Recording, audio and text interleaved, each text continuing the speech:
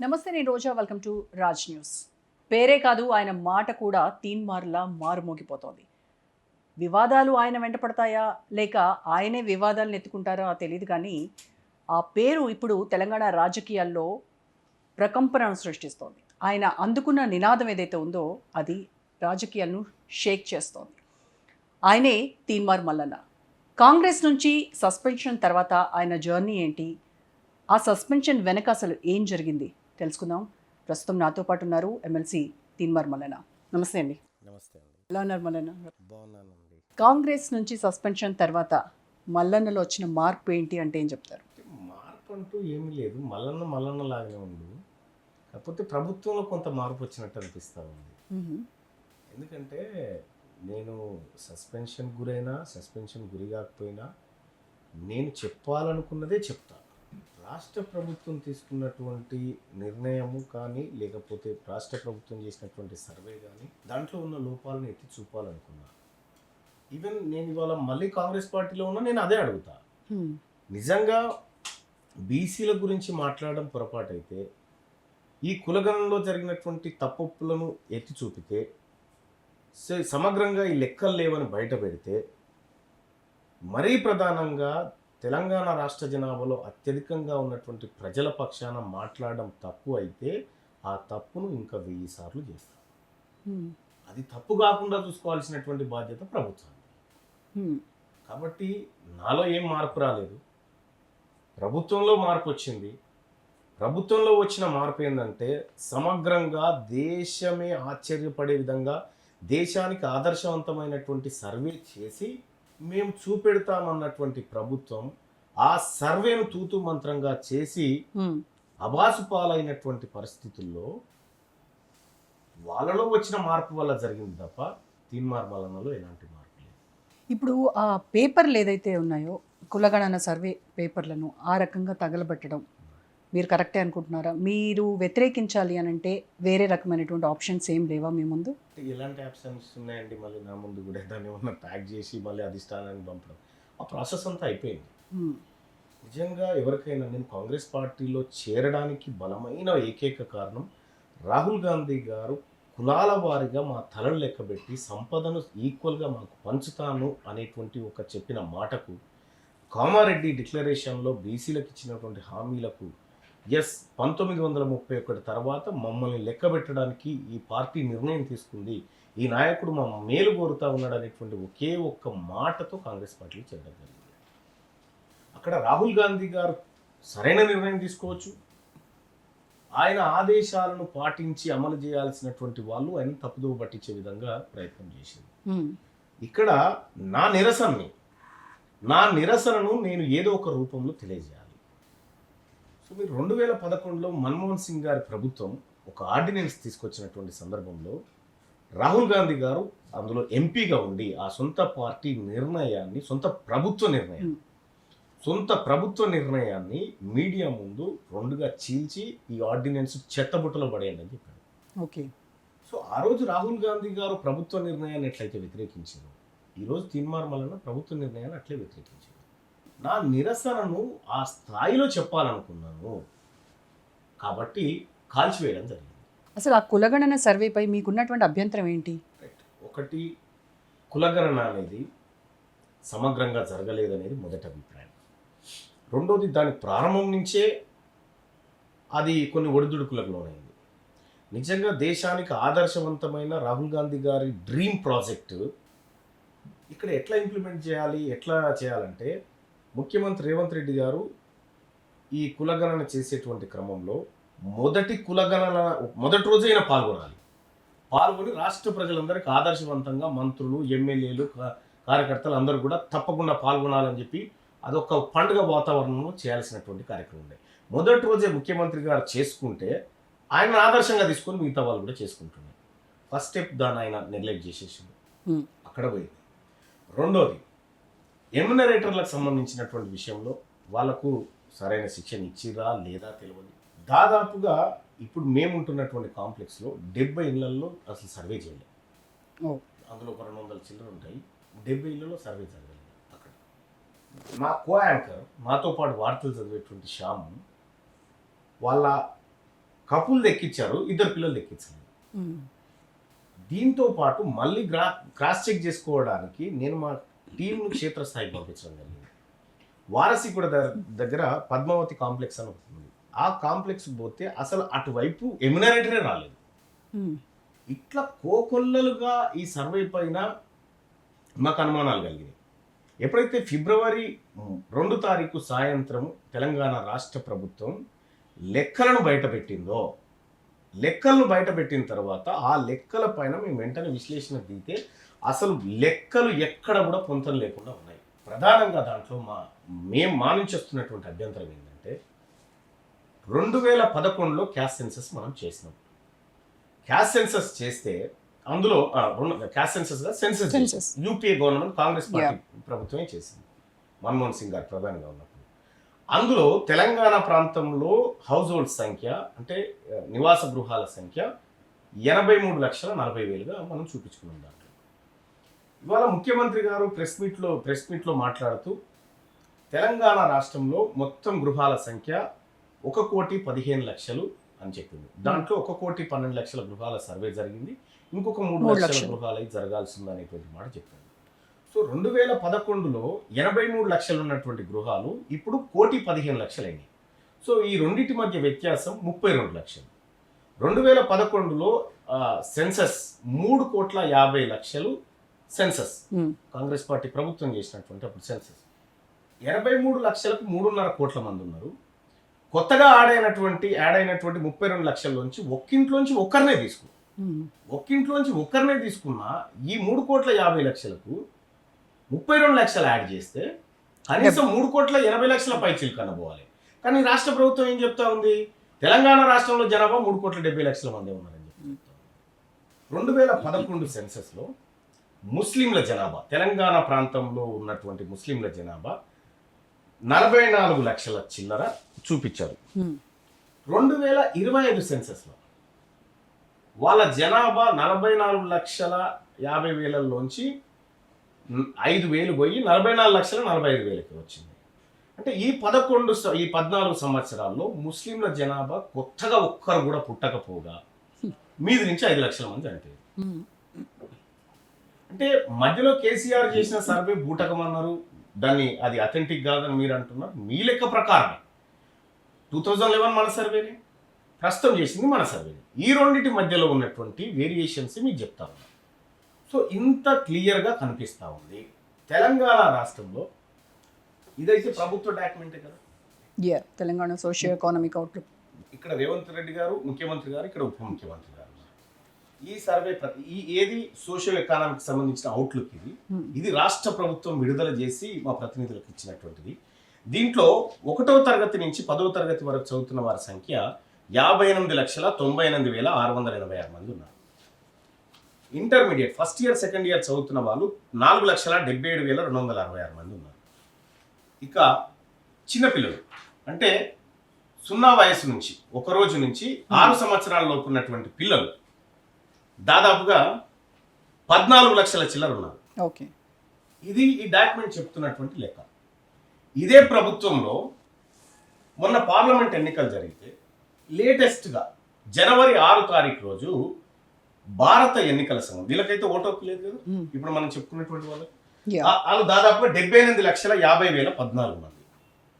తెలంగాణ రాష్ట్రంలో ఓటర్ల సంఖ్య 3,32,32,318 మంది. ఓటు హక్కు లేని వాళ్ళు ఉన్నవాళ్ళు కలిపితే 4,10,82,000 మంది అయినారు. కానీ రాష్ట్ర ప్రభుత్వం 3,70,00,000 మంది మాత్రమే మన దగ్గర జనాభా ఉందని చెప్తా ఉంది. మరి వీళ్ళందరూ ఏమైనట్టు? మరి నేనేమంటున్నాను, 3,70,00,000 మంది అంటే దాదాపు 40,82,000 మంది మీ లెక్కల ప్రకారమే కనిపించకుండా పోయారు. వీళ్ళ సమాధులు ఎక్కడ ఉన్నాయి, వీళ్ళ డెత్ సర్టిఫికేట్లు ఏవి అని అడుగుతా ఉన్నా. ఇది నేను అడిగింది, దీనికోసం నేను సస్పెన్షన్ గురైనా. ఇది గవర్నమెంట్ ఇచ్చినటువంటి అఫీషియల్ డాక్యుమెంట్లో ఉన్నటువంటి లెక్కలు ఇవన్నీ, నాయి కూడా కావు ఇవన్నీ. ఇంకా అంతేకాదు, ఇంకా అనేకమైనటువంటి ఆధారాలను వీటి విషయంలో మీకు చూపించడానికి సిద్ధంగా ఉన్నాం. రాష్ట్ర ప్రభుత్వం వీటిని సరి చేసుకునేటువంటి అవకాశం ఉన్నా ఈ ప్రాసెస్లో ఎప్పుడైనా మీరు రేవంత్ రెడ్డి గారికి దగ్గర కాబట్టి సరిగ్గా ప్రాసెస్ జరగట్లేదు, మనం ఇంకొంచెం విగ్రస్గా వెళ్లాల్సినటువంటి అవసరం ఉంది అని ఎప్పుడైనా సూచించారా? తప్పకుండా సూచించిన Hmm. ముఖ్యమంత్రి గారు మీరు ఇనిషియేట్ తీసుకోండి, రివ్యూ చేయండి, ఇవన్నీ చెప్పడం జరిగింది. అయితే ఇక్కడ మనం ఒకసారి గమనించాల్సిన విషయం ఏంటంటే, మండలిలో నేను మాట్లాడుతూ కూడా పొరపాటు జరిగింది, ఎక్కడ జరిగిందో సరిదిద్దుకోండి అని చెప్పి కాంగ్రెస్ పార్టీ సభ్యుడిగా, అంటే ఆ పార్టీలో ఉన్నటువంటి సభ్యుడిగా కూడా చెప్పడం జరిగింది. దాన్ని బట్టి విక్రమార్క గారు కూడా ఓకే ఓకే ఓకే అన్నారు.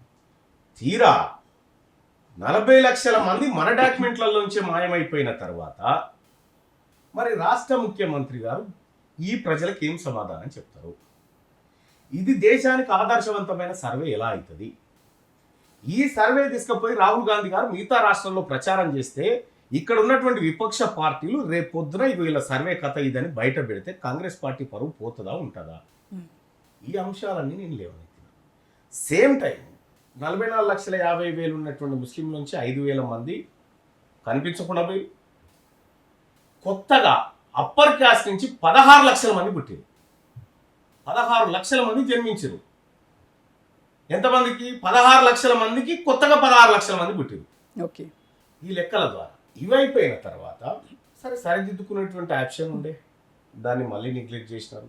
అంటే ఈ తప్పు బయటపడ్డ తర్వాత ఈ తప్పును నిజమని చెప్పడానికి మళ్ళీ మళ్ళీ తప్పు చేస్తూ ఆ తప్పును భరించలేక ఈ అంశాన్ని బయటికి తీసుకొచ్చిన తీన్మార్ మల్లన్న మీద సస్పెన్షన్ పెట్టేసి, తీన్మార్ మల్లన్న సస్పెండ్ అయితే ఈ తప్పు నిజమవుతుందా? ప్రశ్నగానే మిగులుతుంది తప్ప ప్రశ్నించేవాడు పోతే పోవచ్చు, కానీ కొత్తోడైనా ప్రశ్నగానే ఉంటుంది కదా. దానికి సమాధానం చెప్పకుండా మనం ఎన్ని దాటవేత కార్యక్రమాలు చేసినా కూడా ఈ రాష్ట్ర ప్రభుత్వాన్ని ప్రజలు నమ్మరు. సో ఈ సర్వే తర్వాత ప్రజల్లో వచ్చినటువంటి అపోహల కారణంగా రాష్ట్ర ప్రభుత్వం మరీ ముఖ్యంగా మేధావి వర్గం ఓట్లలో కాంగ్రెస్ పార్టీకి ఎదురు దెబ్బ తాకింది. వీటిని సరిదిద్దుకునేటువంటి ప్రయత్నం రాష్ట్ర ప్రభుత్వం చేయలేదు. ఇది మా ఆరోపణ. మీరు ఇప్పుడు ఏం చేయదలుచుకున్నారు? ఈ తప్పుడు తలకల ఉన్నటువంటి ఈ కులగణన సర్వేతో మీరు ప్రజల్లోకి ఏ రకంగా వెళ్తారు? మీ నినాదం ఏంటి? ప్రజల్లో కంటే మా ముందు ఇప్పుడు 42% రిజర్వేషన్ బీసీలకు కల్పిస్తామనేటువంటి మాట రాహుల్ గాంధీ గారు ఇచ్చినటువంటి మాట.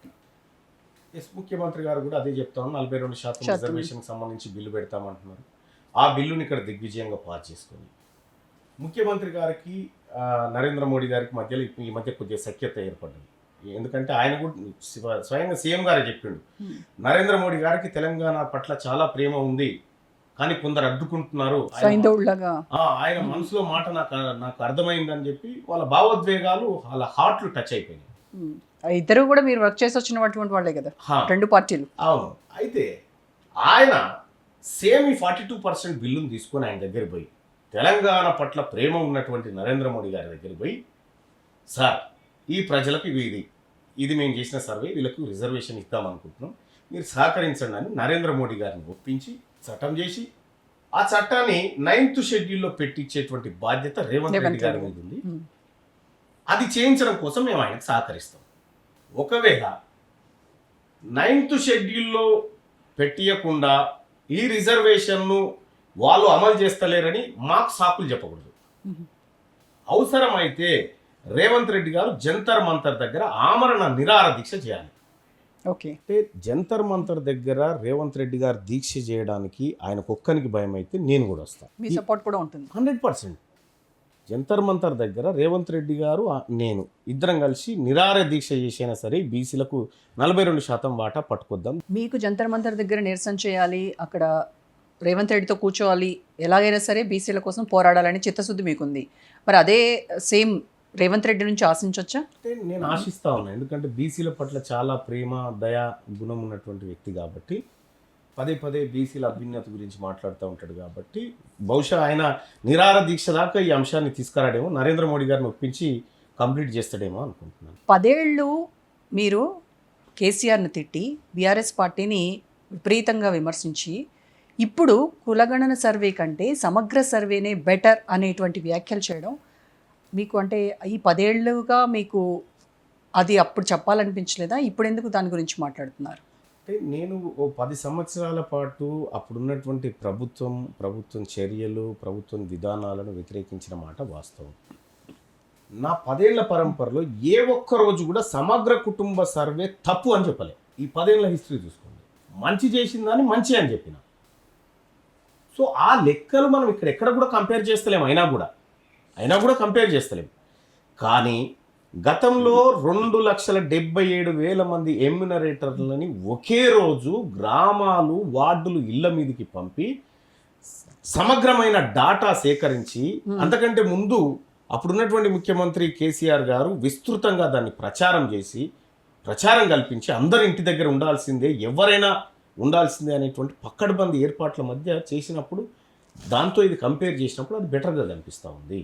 ఇప్పుడు ఈ బీసీలు కావచ్చు, ఎస్సీల కోసం కావచ్చు, చేసినటువంటి పోరాటాలు నాయకులు ఎవరైతే చేస్తున్నారో పోరాటాల వరకే కానీ అవి ప్రజల్లోకి వచ్చి ఎన్నికల్లోకి వచ్చేసరికి వాళ్ళు గెలవలేకపోతున్నారు. ఫర్ ఎగ్జాంపుల్ చూస్తే ఎంఆర్పిఎస్ మందకృష్ణ మాదిగల కోసం, రాజ్యాధికారం కోసం పాటుపడతానన్నారు. ఆయన చేస్తున్నటువంటి పోరాటానికి మాదిగలు కూడా సపోర్ట్ చేశారు, కానీ ఆయన ఎమ్మెల్యేగా కూడా గెలవలేకపోయారు. అలాగే బీసీల కోసం చూస్తే ఆర్ కృష్ణయ్య చేసినటువంటిది. ఇవన్నీ ఏం నేర్పుతాయంటారు? ఇక్కడ మనం గమనించాల్సిన విషయం ఏంటంటే, మందకృష్ణ మాదిగ గారు చేసినటువంటి పోరాటం మాదిగ హక్కుల రిజర్వేషన్ పోరాట సమితి, ఎంఆర్పిఎస్. దాంట్లో ఆయన వర్గీకరణ అనేటువంటి ఉద్యమాన్ని 3 దశాబ్దాలుగా చేసుకుంటూ వచ్చింది. ఆయన వెంట ర్యాలీ అయినటువంటి ప్రజలు కానీ, లేకపోతే ఆ సమూహం కానీ, వర్గీకరణ అనేటువంటి ఒక అంశం పైన ఆయన దగ్గరికి వచ్చేసింది. ఆయన రాజకీయపరమైనటువంటి నిర్ణయాల వైపు ఎప్పుడు కూడా ఎక్కువగా దృష్టి సారించలేదు. ఇక్కడ ఆర్ కృష్ణయ్య గారు కూడా ఆయన స్కాలర్షిప్లు, ఫీజు రియంబర్స్మెంట్లు, పిల్లలకు రావాల్సినటువంటి బకాయిలు, మెస్ బకాయిలు, వీటిపైన ఎక్కువ ఫోకస్ చేసింది ఆయన. కానీ కంప్లీట్గా బీసీ ప్రజలను రాజకీయం వైపు తీసుకురావడానికి వాళ్ళు ఎప్పుడు ప్రయత్నం చేయలేదు. అంటే జాతీయ స్థాయిలో ఉన్నటువంటి పార్టీలని వాళ్ళని కూడా కూడగట్టి మరి ఆయన పోరాటం చేశారు కదా ఇక్కడ. అంటే కంప్లీట్గా ఈ రాజకీయపరమైనటువంటి ఎన్నికల గోదాలోకి దిగేటువంటి పూర్తి ప్రయత్నాలు చేయలే వాళ్ళు ఎప్పుడు కూడా చేయలేదు. ఇక్కడ మనం గమనించాల్సినటువంటి అంశం ఏంటంటే, ఇటీవల కాలంలో ప్రారంభమైనటువంటి బీసీ మలిదశ ఉద్యమం ప్రారంభమైన తర్వాత మేము ప్రధానంగా ఫేస్ చేసింది ఎమ్మెల్సీ ఎన్నికలను ఫేస్ చేసినాం. ఈ ఎమ్మెల్సీ ఎన్నికల్లో ఒకటి వరంగల్, నల్గొండ, ఖమ్మం టీచర్ ఎమ్మెల్సీ, రెండోది అక్కడ ఆదిలాబాద్, నిజామాబాద్, కరీంనగర్, మెదక్ పట్టభద్రులు ప్లస్ టీచర్ ఎమ్మెల్సీ. ఈ మూడు ఎమ్మెల్సీ స్థానాలకు సంబంధించి మేము బరిలోకి దిగినాం. దీంట్లో బీసీలకు టికెట్లు ఇవ్వండి, బీసీలకు ఓట్లు వేయండి అనేది మా నినాదం. ఇక్కడ నల్గొండలో 24,000 ఓట్లు ఉన్నాయి టీచర్ ఎమ్మెల్సీలో. దాంట్లో మా 2 అభ్యర్థులు పోటీ చేశారు. ఒకరు సుందర్రాజ్ యాదవ్, రెండోది పూల రవీందర్ గారు. వీళ్ళిద్దరు బీసీ నినాదం మీద పోటీ చేసి 24,000 ఓట్లలో 5,200 ఓట్లు సంపాదించగలిగారు. మా మీద ఉన్నటువంటి అభ్యర్థి 6,000 ఓట్లు సంపాదించినంతే, 800 డిఫరెన్స్. ఇక్కడ 125 ఏళ్ల చరిత్ర కలిగిన కాంగ్రెస్ పార్టీ, 40 సంవత్సరాల చరిత్ర కలిగినటువంటి భారతీయ జనతా పార్టీ, ఆ తర్వాత 50 సంవత్సరాల క్రితం పెట్టిన యూటీఎఫ్, ఆ తర్వాత మరో 50 సంవత్సరాల క్రితం పెట్టినటువంటి పిఆర్టీయూ, ఇవన్నీ ఒకవైపు, 2 నెలల బీసీ మలిదశ ఉద్యమం మరోవైపు. మేము గణనీయంగా ఓట్లు సంపాదించి 25% టీచర్లను బీసీ వాదం వైపు తీసుకురాగలిగినాం ఈ ఎన్నికల ద్వారా. ఓకే, ఇక్కడ కరీంనగర్, ఆదిలాబాద్, నిజామాబాద్, మెదక్ తీసుకుంటే ఇక్కడ ప్రసన్న హరికృష్ణ కంప్లీట్గా బీసీ వాదంతో ఎన్నికల గోదాలోకి దించడం. ఆయన కాంగ్రెస్ పార్టీ అభ్యర్థికి 65,000 ఓట్లు వస్తే, భారతీయ జనతా పార్టీ ఆయనకు 70,000 ఓట్లు వస్తే, ఈయనకు 63,000 ఓట్లు వచ్చినాయి. అంటే మేము అతి తక్కువ కాలంలో 63,000 ఓట్లు సంపాదించినామంటే మేము ఎన్నికల గోదాలో ఏ విధంగా సక్సెస్ అవుతున్నామో మీరు అబ్జర్వ్ చేయండి. ఇక మల్క కొమరయ్యకు భారతీయ జనతా పార్టీ టికెట్ ఇచ్చింది, మేము మద్దతు చేసినాం. బీసీకి బీఫామ్ ఇచ్చారు కాబట్టి మద్దతు చేసినాం. ఫస్ట్ ప్రియారిటీ ఓట్లతో వాళ్ళు గెలిచారు. అక్కడ మల్క కొమరయ్యకు ఫస్ట్ ప్రియారిటీ ఓట్లతో గెలిచేటువంటి సత్తా ఉన్న బీసీ బిడ్డకి ఇచ్చి సేమ్ లబ్ధిని గ్రాడ్యుయేట్ ఎమ్మెల్సీ ఎన్నికల్లో పొందింది భారతీయ జనతా పార్టీ. ఓకే, ఈ మూడు అయిపోయిన తర్వాత బీసీ వాదం బలపడ్డదనేటువంటి మైండ్ సెట్ తోటి పార్టీలు ఇవాళ కాంగ్రెస్ పార్టీ అధ్యక్షుడు మహేష్ కుమార్ గౌడ్ గారు ఓపెన్గా స్టేట్మెంట్ చేసినారు, బీసీ ముఖ్యమంత్రి అవుతాడు అనే మాట. రేవంత్ రెడ్డి గారు కూడా చెప్పిండు బీసీ ముఖ్యమంత్రి అవుతాడట కానీ అని. తర్వాత భారతీయ జనతా పార్టీ చెప్తా ఉంది బీసీ ముఖ్యమంత్రి సాధ్యం భారతీయ జనతా పార్టీతోనే అని. ఇవాళ బీఆర్ఎస్ పార్టీ కూడా బీసీల నినాదాన్ని ఎత్తుకొని పోతా ఉంది. ఈవెన్ మీరు కూడా సీఎం రేవంతే ఓసీ సీఎం ఈయనే లాస్ట్ అని ఈయనే చెప్పారు లాస్ట్ కదా. సీఎం అని చెప్పా. అయితే ఇక్కడ ఈ ఎన్నికలు అయిపోయి ఇప్పుడు 5 ఎమ్మెల్సీ ఎన్నికలు జరిగినాయి, స్థానాలు ఖాళీ అయినాయి. ఏది ఎమ్మెల్యే కోటాలో అందులో 4 స్థానాలను కాంగ్రెస్ పార్టీ గెలుచుకునే ఛాన్స్ ఉంది, 1 బీఆర్ఎస్ పార్టీ గెలుచుకునే ఛాన్స్ ఉంది. ఆ 4 స్థానాల నుంచి ఒక స్థానాన్ని సిపిఐకి ఇచ్చేసారు. ఈ 3 స్థానాలు కాంగ్రెస్ పార్టీ దగ్గర ఏవైతే ఉన్నాయో అనివార్యంగా 1 బీసీకి, 1 ఎస్సీకి, 1 ఎస్టీకి. సేమ్ టైం బీసీల పట్ల ప్రేమ వహిస్తున్నటువంటి బీఆర్ఎస్ పార్టీ కూడా అనివార్యంగా బీసీకే ఇవ్వాల్సిన పరిస్థితి. ఇక వీళ్ళందరూ బీసీ నినాదంతో ఉంటే మేమేడ వెనకబడతాం అని సిపిఐ పార్టీ కూడా బీసీ అభ్యర్థికి ఇచ్చేసింది అని సూచించింది కూడా కదా కాంగ్రెస్ ఎవరికి. అంటే ఇక్కడ 8 ఎమ్మెల్సీ స్థానాల్లో 4 ఎమ్మెల్సీ స్థానాలను మేము బీసీలకు వచ్చే విధంగా, మరో 2 ఎమ్మెల్సీ స్థానాలను ఎస్సీ ఎస్టీలకు వచ్చే విధంగా చేయగలిగినము. అంటే దాదాపు 50% వాటా బీసీలకు తీసుకురాగలిగినాము. ఈ బీసీ వాదం ద్వారా ఎన్నికల్లోకి పోతే ఓడిపోతారు, గెలవరనేటువంటి మాటకు నా సమాధానం ఇది. సిపిఐ పార్టీని బీసీ వాదం వైపు తీసుకొచ్చినాం, కాంగ్రెస్ పార్టీని తీసుకురాగలిగినాం, బీఆర్ఎస్ను తీసుకొచ్చినాం, బీజేపీని తీసుకొచ్చినాం. ఇన్ని పార్టీలను ఒక అంశం దగ్గరికి తీసుకొచ్చినాం. ఉద్యమం అంటే ఇన్ని పార్టీలు కూడా బీసీ కార్డుని వాళ్ళు నెత్తికెత్తుకుంటే మరి తీన్మార్ మల్లన్న ఉనికి ఎక్కడ? తీన్మార్ మల్లన్న తన సొంత ఉనికి కోసం చేసే ప్రయత్నం కాదు ఇది ఎప్పుడు కూడా. సో ఇక్కడ నేను అది కంక్లూడ్ చేసి మళ్ళీ ఇటు వస్తా. ఇక్కడ ఇన్ని పార్టీలను బీసీ వాదం వైపు తీసుకొచ్చి ఎమ్మెల్సీ ఎలక్షనే బీసీ వాదం చుట్టూ నడిపించగలిగినాం 2 నెలల పాటు. ఈ పార్టీలు ఈ వ్యవహారం అంతా మాట్లాడుతున్న బీసీ వాదం ఏదైతే ఉందో ఇదే ఉద్యమం. ఒక అంశం గురించి ఎక్కువ మంది ఎక్కువ చోట్ల మాట్లాడుకోవడమే ఉద్యమం. మా నిర్వచనం అది.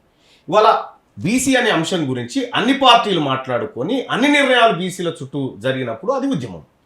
సో ఇవాళ బీసీ ఉద్యమం బలపడి ఫలితాలను ఇస్తుందనడానికి ఇది సాక్ష్యం. ఇక తీన్మార్ మల్లన్న వీళ్ళందరూ బీసీ నినాదం ఎత్తుకున్న తర్వాత మీరేంది?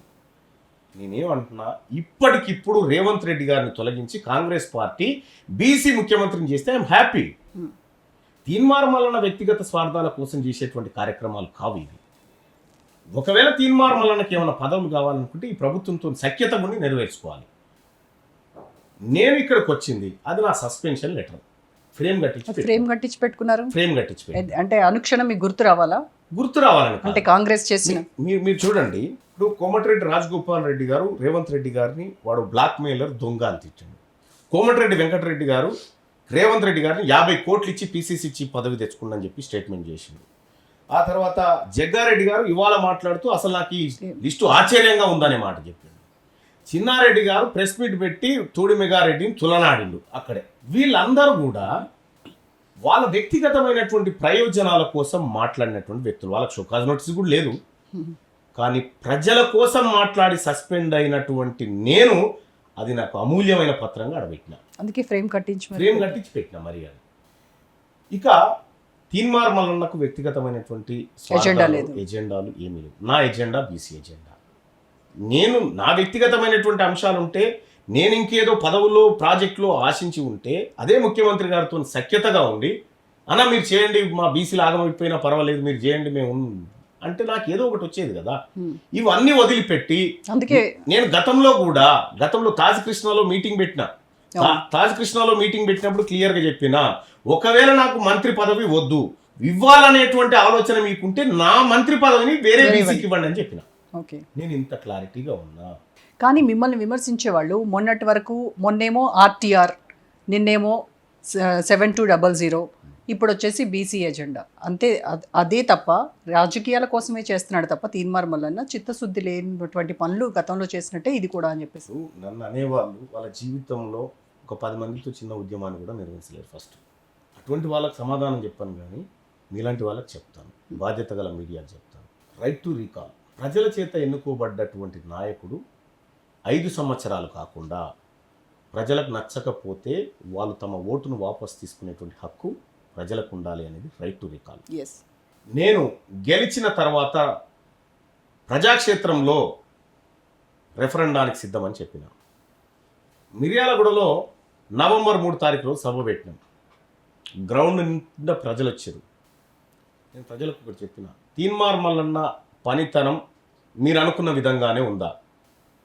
తీన్మార్ మల్లన్న ఎమ్మెల్సీగా కొనసాగాలంటే చేయి పైకి లేబట్టండి, లేదంటే చెయ్యొద్దు అని చెప్పిన. గ్రౌండ్లో ప్రజలంతా చెయ్యెత్తారు. అది రెఫరెండం. మొన్న వరంగల్లో చెప్పిన, అది రెఫరెండం. రైట్ టు రీకాల్ నేను ఇంప్లిమెంట్ చేస్తున్నా. నేను చెప్పిన ప్రజలకి, ఒకవేళ నా పర్ఫార్మెన్స్ బాగలేదని మీరు చెయ్యెత్తకపోతే రాజీనామా చేసి ఇక్కడ పెట్టిపోతా అని చెప్పిన. ఈ నాయకులు ఎవరైనా చేయగలుగుతారా? మాట చెప్పగలుగుతారా? కనీసం వాళ్ళ కోట్లు వేసిన ప్రజలను పెట్టి నేను ఓపెన్గా చెప్పగలిగిన. రైట్ టు రీకాల్ అనేటువంటి బిల్లు లోకల్ బాడీ ఎలక్షన్లో ఇంప్లిమెంట్ చేయాలని చెప్పి మధ్యప్రదేశ్కి పోయి రీసెర్చ్ చేసినాం. దాని మీద హర్దా మున్సిపాలిటీకి పోయినాం. హర్దా మున్సిపాలిటీ మేయర్ సంగీత పాటిల్ను రైట్ టు రీకాల్ పెట్టి దించేసారు జనం. అక్కడ ఆ వ్యవస్థ ఇక్కడికి రావాలని రైట్ టు రీకాల్ బిల్ కూడా తయారు చేసిన. ఆ బిల్లు నా టెన్యూర్లో ఖచ్చితంగా మండలిలో ప్రవేశపెడతా. అది రైట్ టు రీకాల్. రెండోది health and education. Health and ఎడ్యుకేషన్కు సంబంధించి ఈ రాష్ట్ర ప్రభుత్వాలు నిర్లక్ష్యంగా వ్యవహరిస్తున్న ప్రతిసారి దానిపైన పోరాటం చేస్తా ఉన్నాం. Delhi government health and education sector కోసం దాదాపుగా 24% తమ బడ్జెట్లో పెడతా ఉంటే ఇక్కడ ప్రభుత్వాలు 7-5% పెట్టుకుంటూ సంతృప్తి పరుస్తూ ఉన్నారు. ఇవాళ ఏకోపాధ్యాయ పాఠశాలలు కానీ అసలు ఎన్రోల్మెంట్ లేని పాఠశాల అధికంగా మారిపోవడానికి కారణమైంది ఈ ప్రభుత్వ నిర్లక్ష్యము. ఇక్కడ 2009 right to education act implement చేయాలని శాసనమండలిలో గొంతెత్తి కొట్లాడింది నేను. తద్వారా 25% మంది పిల్లలకు, పేదవాళ్లకు ప్రైవేట్ స్కూళ్ళల్లో కూడా ఫ్రీ ఎడ్యుకేషన్ అందించేటువంటి స్కీమ్ని ఇంప్లిమెంట్ చేయమని కొట్లాడుతుంది నేను. తర్వాత ఇక్కడ ఉన్నటువంటి ఈ రాష్ట్రంలో ఉన్నటువంటి పేదవాళ్లకు కార్పొరేట్ లెవెల్లో విద్యా వైద్యం అందాలి, అది ఫ్రీగా ఉచితంగా అందాలి, ప్రభుత్వమే అందించాలని పోరాడుతుంది నేను. ఇవన్నీ నేను చేసుకుంటూ పోతున్నటువంటి అంశాలు. ఇప్పుడు నన్ను అనే వాళ్ళు ఉంటారు, ఈయన ఇదన్నాడు అదన్నాడు. వాళ్ళ వల్ల పైసా లాభం ఉండదు, ఈ రాష్ట్రానికి ఒరిగేదే ఉండదు. కాబట్టి నేను అటువంటి వాళ్ళకి సమాధానం చెప్పాను, ఈ ప్రజలకు చెప్తా. ఇవాళ హెల్త్ ఎడ్యుకేషన్ సెక్టార్కి సంబంధించి తీన్మార్ మల్లన్న ఆఫీస్కి ప్రతిరోజు మీరు పొద్దున ఒకసారి వచ్చి చూస్తే తెలుస్తుంది. నేను ఒక 10 మంది పిల్లల్ని విదేశాల్లో, పేద పిల్లల్ని విదేశాల్లో పెట్టి చదివిపిస్తా ఉన్నాను. 100 మంది పిల్లలకి సర్జరీలు చేయించి వాళ్ళ జీవితాలను రక్షించిన. ఎంతో మంది పేదవాళ్లకు వాళ్ళ బతుకులు మార్చాలని ప్రయత్నం చేస్తా ఉన్నాం. సో సమాజం పట్ల ఒక బాధ్యత ఉన్నటువంటి వ్యక్తి తీన్మార్ మల్లన్న అంట. అక్కడ గాంధీ భవన్ కాడికి వచ్చి సమస్యల కోసం వచ్చేటోళ్ళ కంటే నా ఆఫీస్ కాడికి వచ్చేటోళ్ళు ఎక్కువ ఉన్నారు. ఏ నమ్మకంతో వస్తూ ఉన్నారు ప్రజలు? ఇప్పుడు కూడా ఒక ఆవిడ వెయిట్ చేస్తున్నారు. ఏ నమ్మకంతో వస్తూ ఉంటారు ఈ ప్రజలు? వాళ్ళకు భరోసా దొరుకుతుంది ఇక్కడికి వస్తే అని నమ్మకం ఉంటుంది. కాబట్టి నేనేమంటున్నా, నేను ఏవైతే చెప్పినో అవన్నీ ఇంప్లిమెంట్ చేసుకుంటూ వస్తా ఉన్నా. కానీ సమస్యలతో వచ్చేటువంటి ప్రజల కంటే ఇక్కడ సెటిల్మెంట్లకు, దందాలకు, మీడియా పేరుతో ఎక్కువగా కోట్లు సంపాదిస్తున్నాడు తీన్మార్ మల్లన్న. అంటే ఇది కేవలం ఆరోపణ మాత్రమే. నిజంగా తీన్మార్ మల్లన్న సంపాదనే చేయాలనుకుంటే, తీన్మార్ మల్లన్న ఆ పనే చేయాలనుకుంటే ఇవాళ ఇటువంటి ఉద్యమాలు నేను నెత్తి మీద పెట్టుకున్నాను. సఖ్యత గుండి ఒక ప్రాజెక్టు లేకపోతే ఇంకో కార్యక్రమం చేసుకొని నేను బతికేటాను. నేను సంపాదించాలనుకుంటే ఈ మార్గాలను ఎంచుకోను, ఈ ప్రజల్ని పట్టించుకోను, నా వ్యక్తిగత స్వార్థం కోసం చూసుకుంటాను. ఇవాళ తీన్మార్ మల్లన్న సెటిల్మెంట్లు, దందాలు అనేటువంటి మాట చెప్తా ఉన్నారు కదా, ఇది కొంత బాధాకరమైనటువంటి ప్రశ్ననే. అయినా కూడా నేను ఎమ్మెల్సీ ఎన్నికల నామినేషన్ వేసే టైంలో నామినేషన్ వేసి ఈ రాష్ట్రంలో ఎవరైతే నాపైన ఆరోపణ చేశారో వాళ్ళకి సవాల్ విసిరిన. తీన్మార్ మల్లన్న ఈ రాష్ట్రంలో ఇగో పలానా వ్యక్తిని బెదిరించి ఒక 10 రూపాయలు తీసుకున్నాడని ఒక వ్యక్తిని కానీ ఆధారంతో తీసుకొచ్చి నా ముంగడ పెడితే నా నామినేషన్ విత్డ్రా చేసుకుంటా అని చెప్పి 17 రోజులు ఆఫర్ ఇచ్చిన. ఎటు పోయారు మరి వీళ్ళంతా? అంటే ఒక ఉద్యమాన్ని, ఒక ఊరికే ఉత్సాహాన్ని నీరుగార్చడం కోసం అటువంటి వాళ్ళు ఎప్పుడూ ఉంటూనే ఉంటారు. ఇవాళ నేనని కాదు, కేసీఆర్ ఉద్యమం ప్రారంభించినప్పుడు కూడా ఇలాంటి వాళ్ళే ఉన్నారు. అంతకంటే ముందు జయశంకర్ ప్రారంభించినప్పుడు కూడా ఇలాంటి వాళ్ళే ఉన్నారు. గాంధీ స్వాతంత్ర పోరాటం ప్రారంభించినప్పుడు కూడా ఇలాంటి వాళ్ళే ఉన్నారు. వీళ్ళు ఎప్పుడు ఉంటూనే ఉంటారు. వీళ్ళు అప్పుడు తాత్కాలికంగా కొంతమంది ప్రయోజనాలు, కొంతమంది దగ్గర మెప్పు పొందడం కోసం మాట్లాడుతూ పోతూనే ఉంటారు. వాళ్ళ లైఫ్ స్పాను, వాళ్ళ వ్యాలిడిటీ చైనా వస్తువు లాంటిది. అందుకే వాళ్ళు కొద్ది రోజులు వాళ్ళకు గొంతున్నంతసేపు వాళ్ళని వాడుకుంటారు, వాళ్ళని వదిలేస్తారు. కానీ క్రేజ్ ఎక్కువ కదా వాటికి. తాత్కాలికమైంది. ఇప్పుడు చైనా బల్బ్ ఎంత గట్టిగా వెలుగుతుంది, అది ఎలిగి తొందరగా ఆరిపోతుంది అన్నట్టు. కానీ మీది ఒక వీడియో వైరల్ అయింది, అంటే చాయ్ పైసలు ఇవ్వండి అని చెప్పి మీరు అడిగినటువంటి ఒక వీడియో. అది ఇప్పుడున్నటువంటి తీన్మార్ మల్లన్న సిచ్యువేషన్, ఈ పరిస్థితిని చూస్తూ కంపేర్ చేస్తున్నారు. కోట్లకు పడగలెత్తిన తీన్మార్ మల్లన్న. నేను ఒకటి ఏం చెప్తానన్నా, నేను ఒకానొక దశలో పోటీ చేస్తున్నటువంటి సందర్భంలో ప్రజల్ని రిక్వెస్ట్ చేసిన, కనీసం ఒక చాయ్ పైసలను ఇవ్వండి, నేను యుద్ధం చేస్తా వీళ్ళ మీద. నాకు దాదాపు ఒక 6 నుంచి 7 లక్షల రూపాయల వరకు ప్రజలు ఇచ్చారు. 6 నుంచి 7 లక్షల రూపాయలు ప్రజలు ఇస్తే నేను 6 నుంచి 7 కోట్ల రూపాయలు ప్రజలకు పెట్టి బాగు చేసిన. అర్థమైందా? తీన్మార్ మల్లన్న ఇది అడిగిందే చూపిస్తారు కానీ తీన్మార్ మల్లన్న చేసింది ఇదెందుకు మీకు గుర్తుకురా?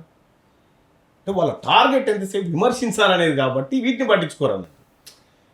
ఒక తెలంగాణ కళాకారుడు ఎదిగిన కూతుర్లుంటే నిలువ నీడ లేక చెరువు కట్ట కింద మన అది వరంగల్ జిల్లాలో చెరువు కట్ట కింద చిన్న డేరా వేసుకొని బ్రతుకుతుంటే ఆ ఊరికి పోయి ఆయనను చూసి ఆ ఊర్లో ఖాళీ జాగా కొనిచ్చి ఇల్లు కట్టించి వాళ్ళని అందులో తోలొచ్చింది. ఇక్కడ సాయినగర్లో నాగమణి అని ఒక ఆమె, నేను ఒకసారి అక్కడ ఎందుకో ప్రోగ్రామ్ చేస్తాను పోతే ఆమె నాకు వచ్చి కాళ్ళ మీద పడి, సార్ నా ఇల్లు చూడాలంటే అందులో పందుల కొట్టం లాగుంది చిన్న ఇల్లు, ఆ ఇంట్లో కూర్చొని నీకు ఇల్లు కట్టిస్తా అని నెల రోజుల్లో ఆమెకు ఇల్లు కట్టించి ఆమె నా ఇంట్లోకి తోలింది. ఇక్కడ ఇదే వికారాబాద్ ఏది మన షాద్నగర్ దాటిన తర్వాత బాత్రూంలో బతుకుతున్న తల్లి పిల్లల్ని చూసి వాళ్ళకి ఇల్లు కట్టించి వచ్చింది. ఒక అమ్మాయి నా దగ్గరికి వరంగల్ నుంచి వచ్చింది, సరే పేరు చెప్పడం బాగా మంచిది కాదేమో. ఆ అమ్మాయి వచ్చి, సార్ మా అమ్మ నాన్న నాకు పెళ్లి చేస్తా అంటారు, కన్నా చదువుకోవాలని, నా పరిస్థితి ఇది సార్ అంటే నేను సాహసం చేసి, ఆ అమ్మాయి ఇప్పుడు అమెరికాలో ఒక గొప్ప యూనివర్సిటీలో చదువుతా ఉంది. ఆ అమ్మాయి పోయిన సంగతి కూడా వాళ్ళ అమ్మ నాన్న చెప్పలే, పోయినాక చెప్పినాం.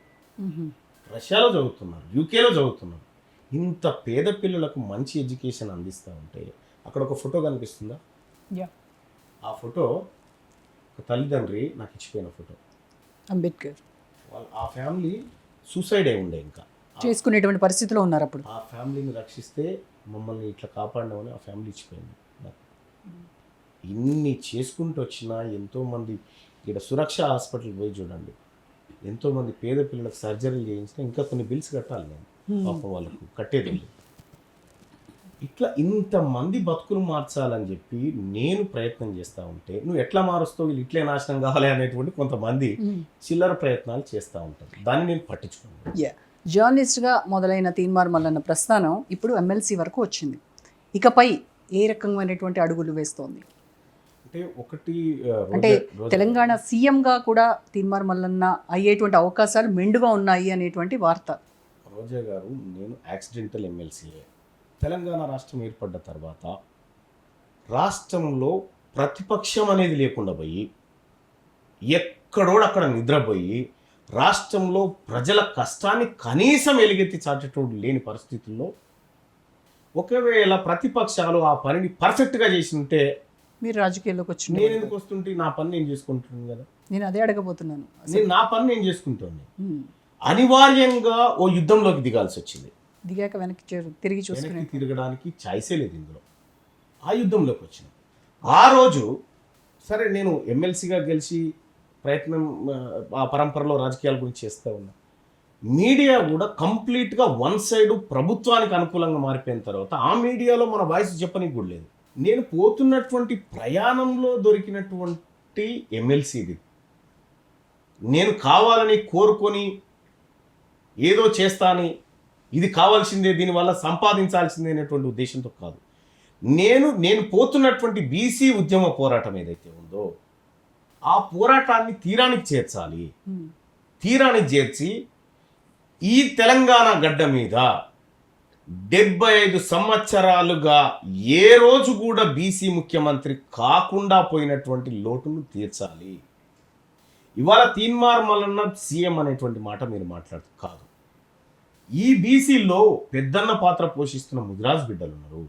ఈ బీసీలకు పెద్దన్న పాత్ర పోషిస్తున్నటువంటి మా గౌడ సోదరులు ఉన్నారు. ఈ బీసీలో పెద్దన్న పాత్ర పోషిస్తున్నటువంటి మా అనేక పద్మశాలి అందరూ ఎంబీసీకులు ఇంతమంది ఉన్నారు. తీన్మార్ మల్లన్న ఒకటే మాట చెప్తుండు, రేవంత్ రెడ్డి గారిని తీసేసి బీసీ సీఎంని ఇప్పుడు పెట్టినా నేను హ్యాపీ అని చెప్తా ఉన్నా. నా లక్ష్యం అది కాదు, ఈ ప్రజలకు అధికారాన్ని తెచ్చివ్వడం. అంటే ప్రజలకు సేవ చేయాలంటే కేవలం రాజకీయాలే మార్గమా? అంబేద్కర్ అదే చెప్తున్నాడు కదా, political power is master key అని చెప్పి. సో రాజకీయం అనే పదార్థంలోనే అది జిందా తెలిసి మాట్లాంటిది. నువ్వు ఏమైనా చేయొచ్చు నీ వర్గాలకు. వడ్డించేవాడివి నువ్వైతే నీ వాళ్ళ కడుపు నిండా పెట్టచ్చు. ఆ వడ్డించేవాడే పొలిటీషియన్.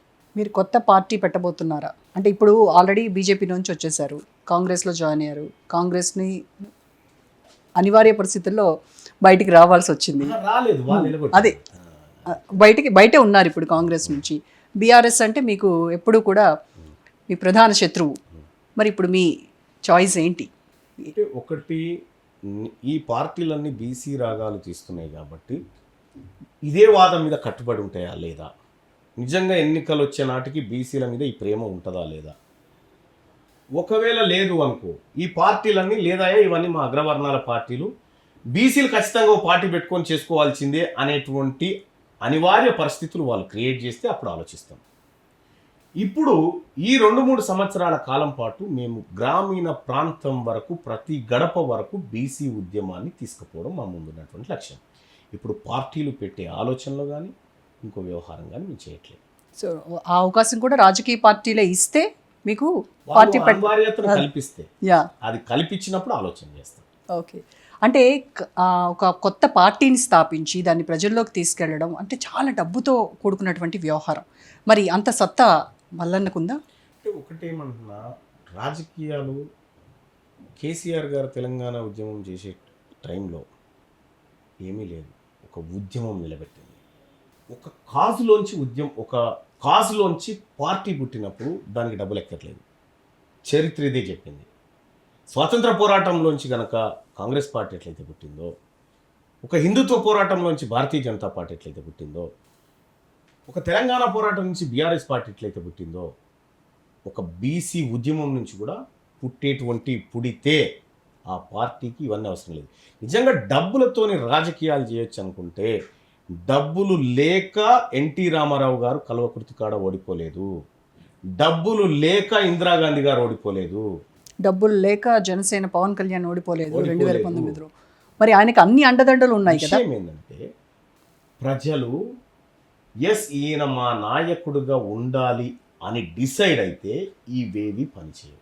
ఇప్పుడు ఏపీలో సూపర్ స్టార్ పవన్ కళ్యాణ్, దానికి తోడుగా ఒక బలమైన సామాజిక వర్గం, కాపు సామాజిక వర్గం నుంచి విపరీతమైన మద్దతు ఉన్నటువంటి ఒక నాయకుడు. కానీ మరి 2019లో ఆయన ఓడిపోవడం జరిగింది. అంటే అది ఒక క్యాడర్ బలం కావచ్చు, లేకపోతే బలంగా ఉన్నటువంటి ఒక బేస్ కావచ్చు, ఇవన్నీ కంపల్సరీ అవసరం అనేది మనకు తెలుస్తోంది. మరి అవన్నీ మీకు ఉన్నాయనుకుంటున్నారా? అంటే 2019లో పవన్ కళ్యాణ్ గారు ఓడిపోవడానికి ఒక కారణం ఉంది. పవన్ కళ్యాణ్ గారు ఎక్కడికి పోయినా యువత కేరింతలు కొడుతూ బీభత్సంగా ఓ అన్నారు. అంటే ఈ యువత ఓన్లీ ప్రెషర్ గ్రూప్, ఓన్లీ అంటే భాస్వరం లాగా బస్సున మండేటువంటి ప్రెషర్ గ్రూప్ ఎప్పుడు ఓటు కాదు. ఈ ప్రెషర్ గ్రూప్ని పోలింగ్ బూత్ దాకా తీసుకపోతే గెలుస్తావు అనేటువంటి మాట అప్పుడే చెప్పిన నేను. జనసేన కార్యకర్తలకు కూడా నేను చాలాసార్లు చెప్పిన, బాబు మీరు పవన్ కళ్యాణ్ గారి దగ్గర అంగీ విప్పేసి తిప్పడం కాదయ్యా, పోయి పోలింగ్ బూతుల దగ్గర ఆ గ్లాసు గుర్తుకు ఓట్లు వేయించడం నేర్చుకోరని చెప్పిన. ఆ ఫార్ములాను ఈసారి పవన్ కళ్యాణ్ గారు పక్కాగా పట్టుకున్నారు, ఇంప్లిమెంట్ చేశారు. సో ఇక్కడ తెలంగాణ రాష్ట్రంలో కూడా మేము ప్రెషర్ గ్రూప్ కాదు. తెలంగాణ ఈ గడ్డకు, ఈ మట్టికి ప్రతి 10 సంవత్సరాలకు ఒక ఉద్యమాన్ని పుట్టించేటువంటి శక్తి ఉంది.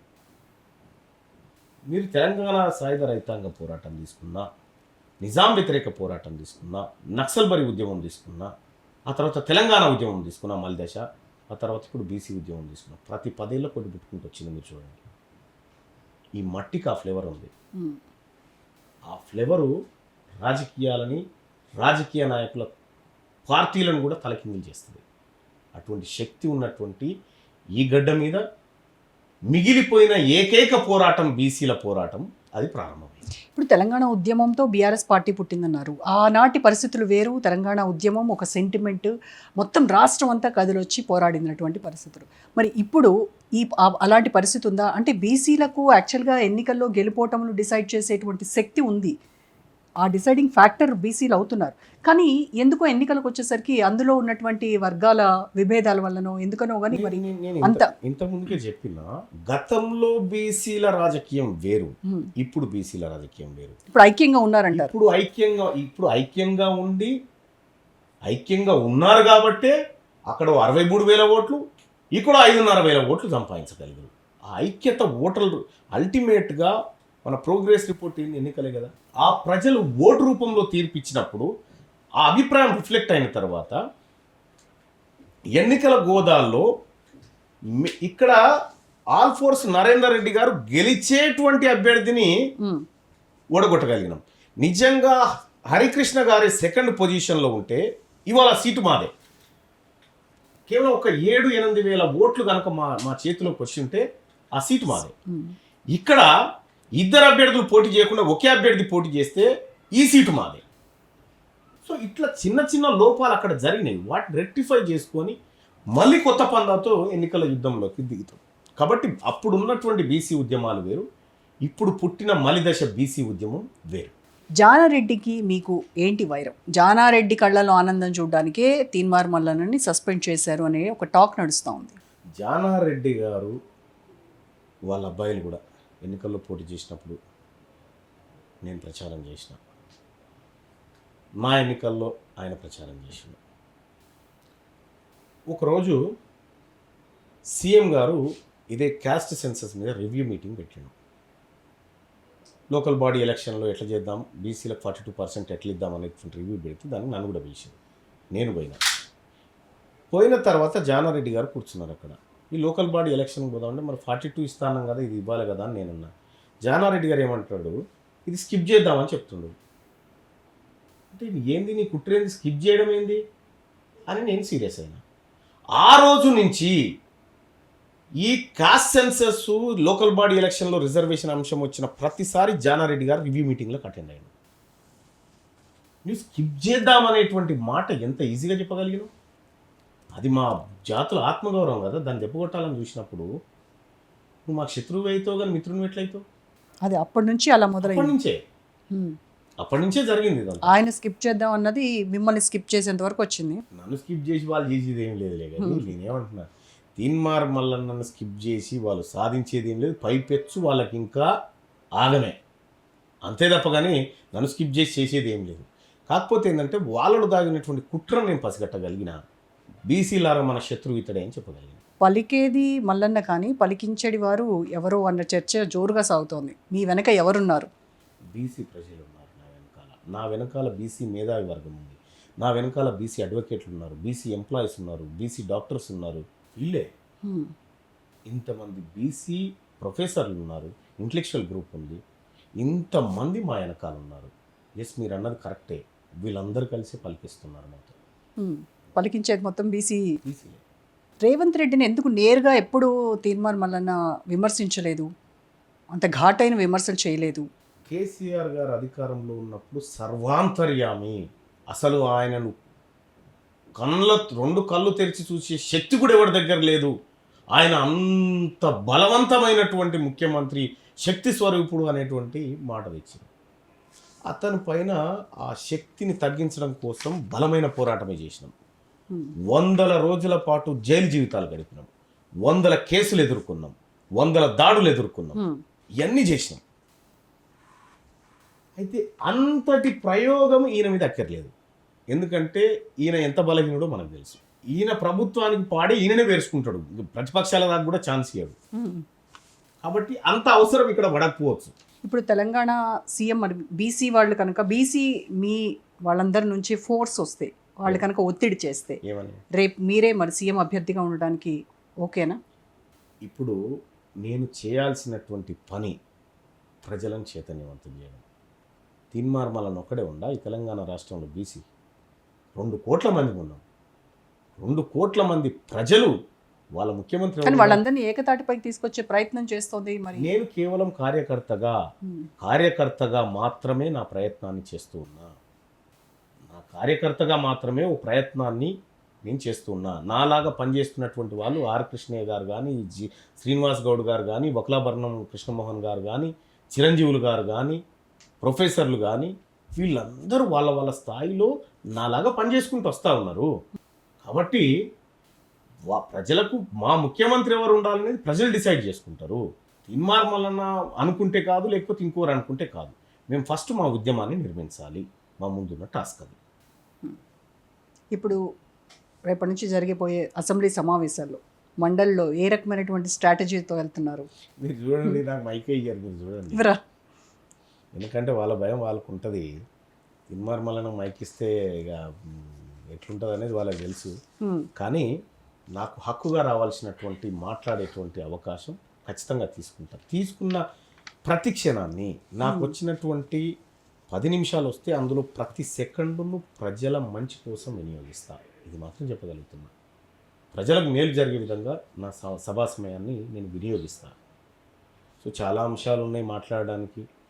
2023 డిసెంబర్ 7 తారీఖు ప్రభుత్వం వచ్చింది. ఆ తర్వాత ఇచ్చినటువంటి హామీలు మనం ఎంతవరకు ముందు పోగలిగినాం, ఏంది అనేది, వీటన్నిటి మీద ప్రభుత్వం ఏమేమి హామీలు ఇచ్చింది, ఎంతవరకు నెరవేర్చింది అనే విషయంలో సూటిగానే మాట్లాడతాను.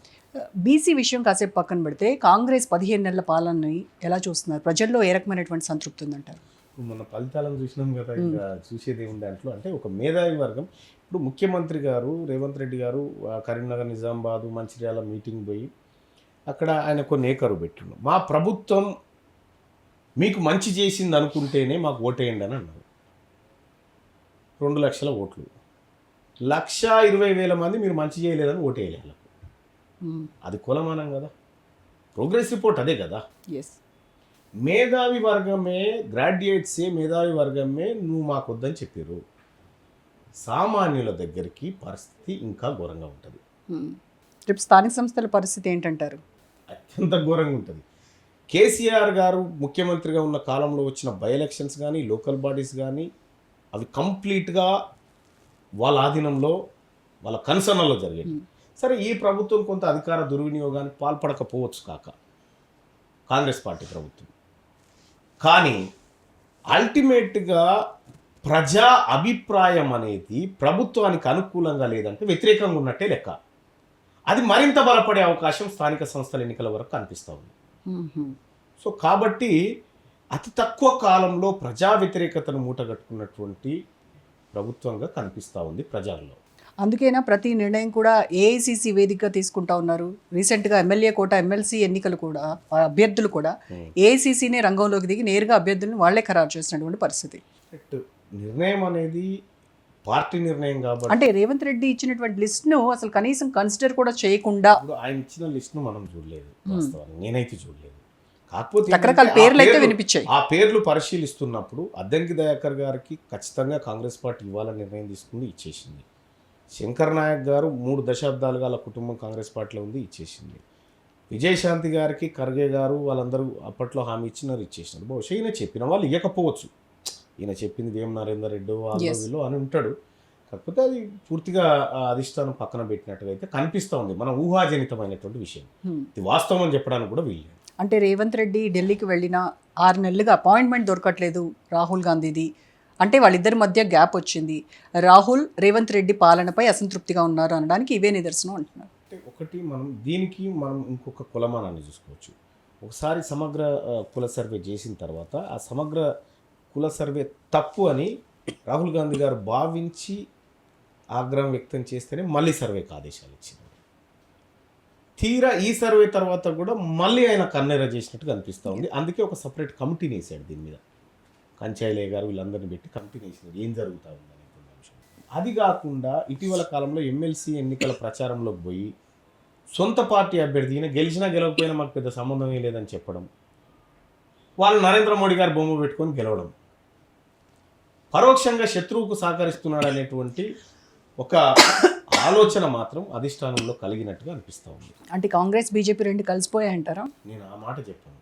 కాంగ్రెస్లోని కొంతమంది, రాహుల్ గాంధీ గారు నిన్న గుజరాత్ మీటింగ్లోనే చెప్పారు క్లియర్గా, ఏమని, కాంగ్రెస్ పార్టీలో ఉన్నటువంటి కొంతమంది బీజేపీ కోసం పనిచేస్తూ ఉన్నారు, అటువంటి వాళ్ళను ఏరేస్తామనేటువంటి మాట ఆయన చెప్పడం జరిగింది. సో కాంగ్రెస్ బీజేపీ కలిసిపోవడం కాదు, కాంగ్రెస్లో ఉన్నటువంటి కొంతమంది బీజేపీ కోవట్లుగా పనిచేస్తూ ఉన్నారు అనేది రాహుల్ గాంధీ గారి మాట. సో ఆ అంశాలన్నీ బట్టి చూస్తూ ఉంటే కొద్దిగా ఈ మధ్య కాలంలో నరేంద్ర మోడీ గారికి రేవంత్ రెడ్డి గారికి కొద్దిగా ప్రేమ, అంటే తెలంగాణ పట్ల ప్రేమ ఉన్నట్టుగా ఆయన చెప్పిండట, ఈయన విన్నాడట.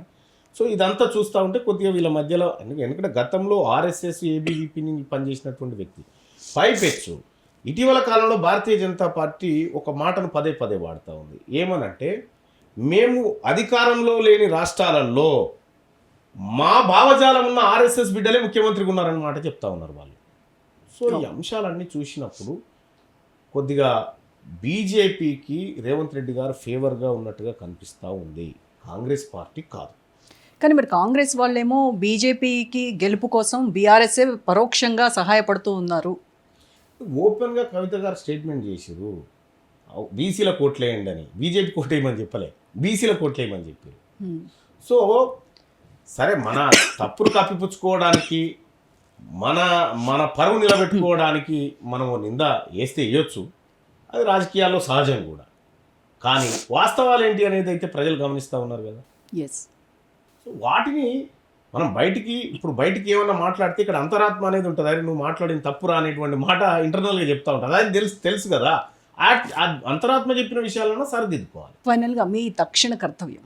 తెలంగాణ రాష్ట్రంలో ఉన్నటువంటి బీసీలందరినీ ఒకే వేదిక మీదకి తీసుకొచ్చి వాళ్ళకు బీసీలకు జరుగుతున్నటువంటి అన్యాయాన్ని వివరించి కోట్లాది మంది ప్రజలను చైతన్యపరచడం మా ముందట్టున్నటువంటి లక్ష్యం. అది తక్షణ కర్తవ్యం. Right and thank you so much.